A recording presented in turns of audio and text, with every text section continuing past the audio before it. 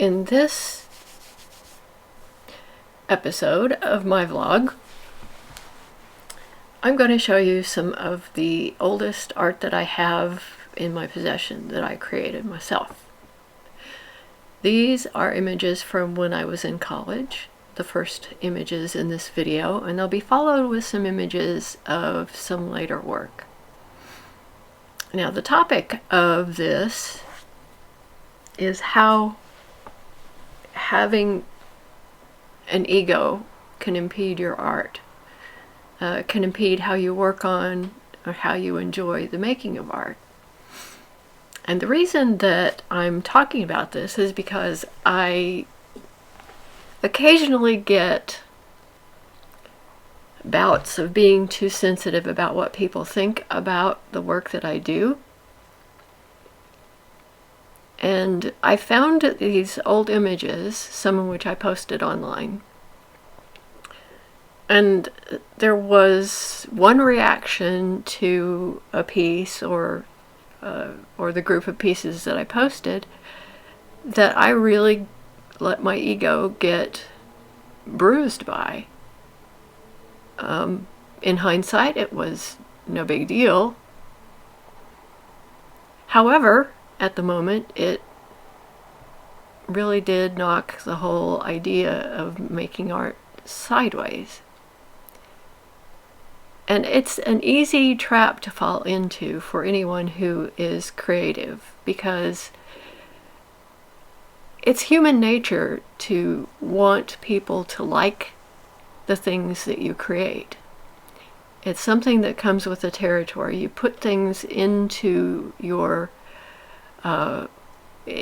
music. If you're making music, you put things on paper or in digital form, the images that you come up with, and it's gratifying when people enjoy them. So oftentimes the reaction is much more drastic. It's a lot easier to say, oh, this is terrible, nobody likes this, it's awful, I can't do this. It's a lot easier to say that than it is to say, well, my art is okay. It is what it is. I'm enjoying it, so if you don't like it, fine. Move on to the next thing. Doesn't bother me. That's easier said than done, because we have these little monsters inside us. I think this image is about that. I had a friend who was a very harsh critic, and I think that this image here was me trying to be placid in the face of this harsh criticism. Anyway, so I got myself twisted in lots of Escher-like knots with this criticism, which was one of the reasons I did that study that's on the screen right now of the Escher spiral.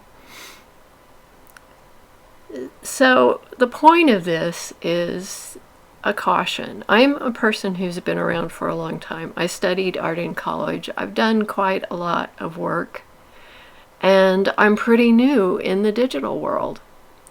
And that has opened me up to a whole new set of people who haven't seen my work and are seeing my new work, and a whole new audience of potential critics. Now, that's something that every artist, every visual artist, every musical artist, every creative artist is going to have to face. And how do you deal with that? You can sit there and you can feel sorry for yourself, or you can just keep doing art and keep practicing and work on the things that you know you want or you need to improve in your work, and not worry about, or at least not let the criticism get to you. If it's constructive criticism, that's one thing. You can take that and you can use that to grow. But just people who don't like your art or your music or what you're creating, or just who don't like you. If we lived by ratings from our fans every day. If I went to work and I couldn't stand it at work, if I didn't have people saying, "Oh, that's great, you're doing a great job," which, I do because I have a good job and we have a good feedback system. But this is a little bit different because one of the things that creative people do is we tend to attach our personalities, our personal feelings seem to somehow get attached to the work that we create. The art that we create is an expression of ourselves, but we have to remember that it's not who we are. It's a product of what we learned over time, how we work, our techniques at any given moment, but it isn't us. It is an expression of, but it is not me. My artwork is not me. But sometimes you just have your guard down and those little criticisms get in.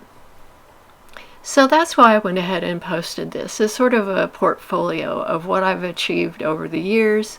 It's not by any stretch all of the artwork that I have, but I wanted to put it up here to remind myself and to put it out there, because one of the reasons that I'm doing this YouTube is so that I am a little less prone to the kind of criticism that is, that is out there, that I improve the way that I approach it. I put it out there. If people like it, fine. If people don't like it, also fine.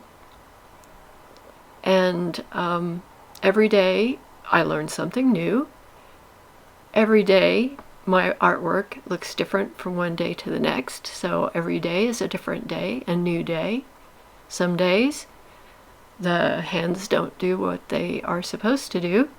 The image doesn't get from my brain to my hands to the pixels on the screen like it should. But some days are very successful. And some of the pieces that I'm showing here are pieces that I either really liked or that I felt that I just felt good about. And that's the point of it. The creation of art can be done for many, many reasons, and the main reason that I do it is that I do enjoy creating images. And I mean, when I make a good image, I can look at it and keep going back and looking at it, and every day it makes me happy. I may see things in it that I would think of changing were I to do it over, but all in all, I'm happy with what I've achieved. And that's really the point of it. If I'm happy with it, or even if I'm not quite happy with it, but I feel like I've done a good job and the work has made a difference in my technique, that's what really matters. So I guess the point, a tertiary point of this particular vlog is just to encourage everyone who is working in art or who has felt the sting of some kind of criticism that either wasn't kind or they felt hurt by just because they were super sensitive that day. Just keep working at it. It's worth it. It's one of those things that if you are compelled to do something creative and you do it to the best of your ability, whatever that is on that given day at that given time, that's fantastic. You've done something that that feels worthwhile, and that to me is what it's all about, regardless of what it is. I mean, if it's something that you do at work, that if you have a job that you really love, being concerned about others, how others view you it happens, and it's just part of being human. There's really no reason to get discouraged by the fact that there's always going to be someone who doesn't like what it is that you're doing. And sorry for the background noises, that comes with the territory here. And some of these images I really am very, very happy with, and others I'm thinking, well, it's a good job, but guess what? I did it. I worked through that image. I did that photo study. I did that value study, like of this vase that's on the screen. I'm learning something every day, and I'm improving my visual library, and so it makes me happy. And with that, I'm going to go ahead and end my talk here, but there are more images from the last year of digital work that I've done, and I will put some music on, and hopefully you'll stick around and have a look at where I've been over the last year. And thank you for watching, and I hope that you enjoy. If you have any comments about what I've been talking about here, let me know and put them down below the video. And if you feel compelled to subscribe, I would love to have you as a subscriber. I'm sort of a fledgling YouTuber. I don't know what the future of this particular little channel brings, because frankly I am just getting started. I'm really learning the video tools, and really haven't, this is my 40th video, so while I've made a good number of videos over the past year, there's a lot more to be done, and there's a lot more territory to cover. So yeah, I will leave it there.